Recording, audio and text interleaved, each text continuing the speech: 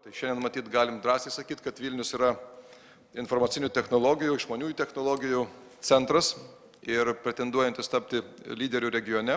Vilniaus miesto savivaldybė daugelį iniciatyvų yra ar partnerė, ar bendras steigėja. Tad ateina laikas šiek tiek pasižiūrėti, ką galim daugiau ir geriau padaryti. Plėtra vyksta ir šita plėtra pagrindinai paskutinius 5 metus buvo vykdoma universitetų dėka, panaudojant struktūrinių fondų lėšas ir plėtojant modernę, turbūt moderniausią regione mokslinio tyrimų infrastruktūrą, koncentruojant mokslinio tyrimų centrus, laboratorijas, perkeliant ištisus fakultetus.